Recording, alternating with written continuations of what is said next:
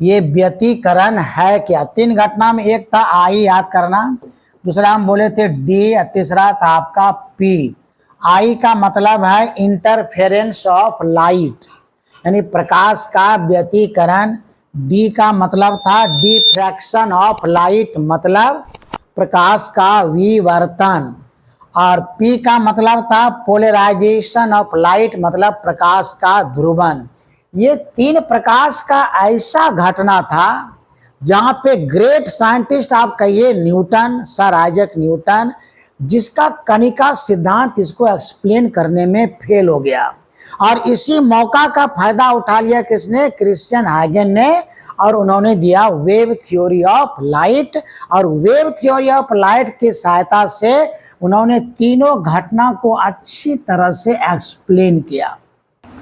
देखिए, प्रकाश के व्यतिकरण के लिए कम से कम दो तरंगों का होना जरूरी है, क्योंकि व्यतिकरण का जो घटना है इसमें दो तरंगों की दोस्ती और दुश्मनी की कहानी है। कि प्रकाश का व्यतिकरण में होता क्या? होता कुछ नहीं है, इसमें दो वेव रहता है। जब दोस्ती हो जाता है तो उसका औकात बढ़ता है, और जब दुश्मनी होता है तो औकात उसका क्या होता है? घट जाता है। तो रखेंगे ये E बराबर एक सूत्र होता है एच न्यू। एच को हम लोग कहते हैं प्लैंक्स कांस्टेंट, और ये है आपका आवृत्ति। तो याद रखेंगे कि आवृत्ति का वैल्यू पर ही ऊर्जा क्या करता है? डिपेंड करता है। यदि आवृत्ति का मान ज्यादा है तो ऊर्जा ज्यादा है, आवृत्ति का मान कम है तो ऊर्जा क्या है? ज्यादा है। और ये एक तरंग ये वाला है, एक तरंग ये वाला है। ये दोनों में पहला पॉइंट क्या होना चाहिए? तो समान आवृत्ति होना चाहिए, ये जरूरी है। समान आवृत्ति का मतलब सेम फ्रीक्वेंसी। सेम फ्रीक्वेंसी क्यों भाई? औकात से। दोस्ती या दुश्मनी दिमाग में सेट करना है, सेम औकात वाले के बीच में जनरली होता है। तो दोनों तरंग का फ्रीक्वेंसी क्या होना चाहिए?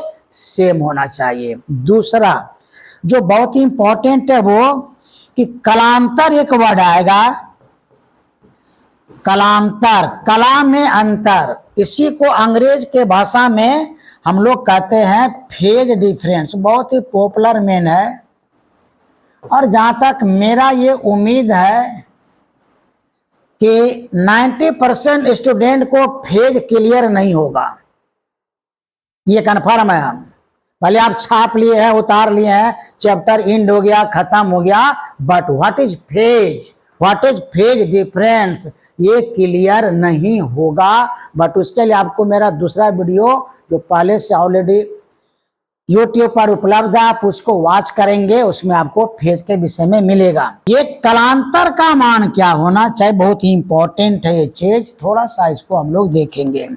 कलांतर का मान या तो शून्य है तो चलेगा, या ये कांस्टेंट होना चाहिए, मतलब नियत। हिंदी में लिख रहे हैं, ये कैसा होना चाहिए? या तो शून्य या तो नियत। ये एक प्रकार का कंडीशन भी है। यदि आप व्यतिकरण की घटना को अच्छी तरह से समझना चाहते हैं तो आप ये दिमाग में सेट करेंगे, ये दोनों तरंग है। एक तरंग ये वाला भाई जी है, एक तरंग इधर है।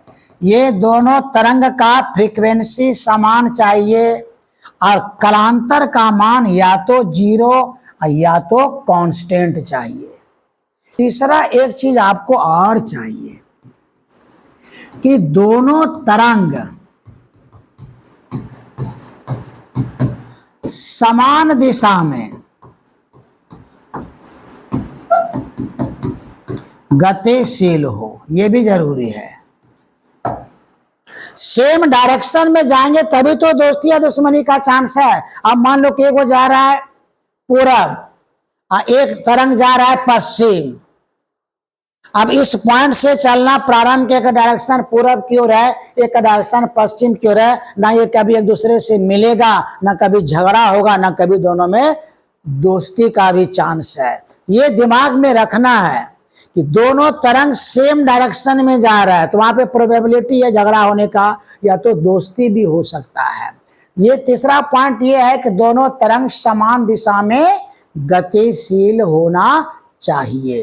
यदि आपको 3 में तीनों कंडीशन 2 तरंग में मिल रहा है तो आप समझिएगा कि व्यतिकरण की घटना अब होने वाला है। अब जितना बात हम बोले इसको यदि परिभाषा के रूप में दिखाएं तो क्या होगा। अब आप थोड़ा सा देखिए डिफिनेशन क्या बोलता है।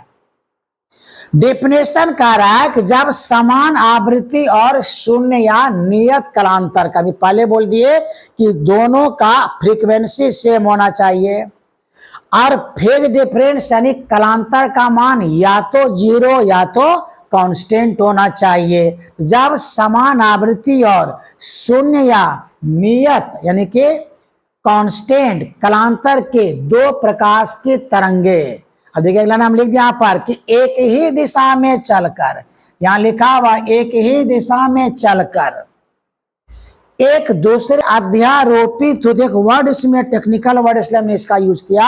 यदि आपको अध्यारोपित से झगड़ा हो जाए तो डरने का बात नहीं है, मिलती है लिख देंगे तो काम चल जाएगा। पर ये टेक्निकल वर्ड है, सुप्रीम पोज इसका इंग्लिश होता है। तो एक दूसरे से क्या होती है, मिलती है, मतलब अध्यारोपित होते हैं।